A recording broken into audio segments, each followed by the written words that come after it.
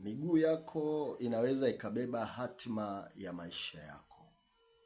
Yohana 13:5 na kuendelea.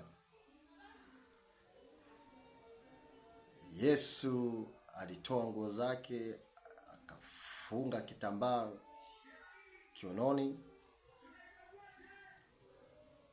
akaenda kuwaosha wanafunzi wake miguu. Petro alipoona hivyo akasema, Bwana, hapana, huwezi kuniosha miguu. Yesu akamwambia, ukikataa nikuoshe miguu, huna shirika nami.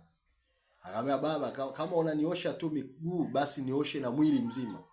Yaani maana yake amuogeshe. Yesu akamwambia, hapana, waliokwisha kuoga wao hawana haja tena ya kuoga, bali kutawadha.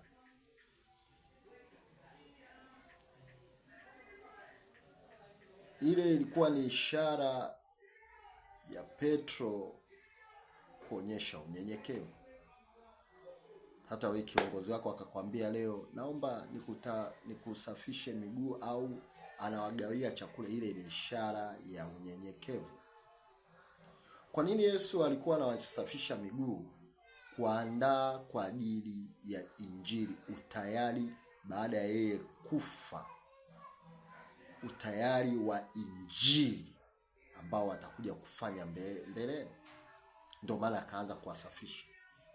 Kuna wakati unaweza ukalogwa miguu yako, hata maamuzi yako ukafanya kulingana na watu wanavyotaka wao.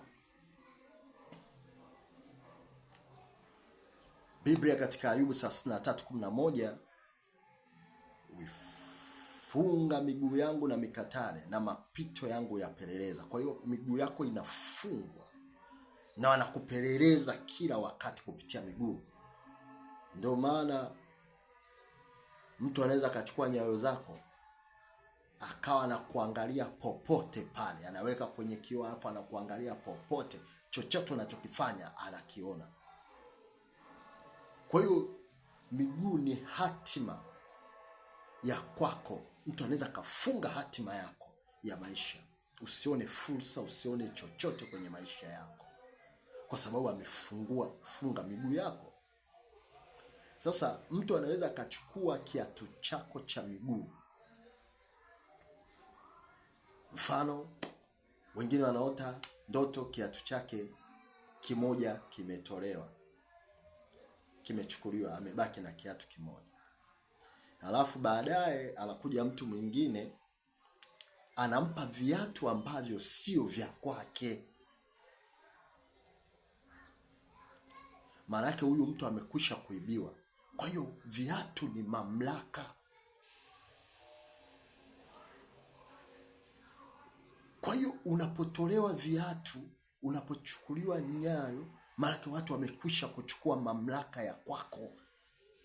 Inawezekana wakachukua nyayo, ndoa ikakusumbua, fedha zikakusumbua, uchumi ukakusumbua, watoto wakakusumbua, kwa sababu uwezo wako wote umeondolewa. Ndio maana kuna umuhimu wa kukumbuka kuombea miguu yako.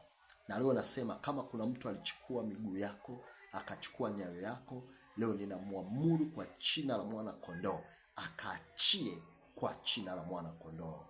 Amen.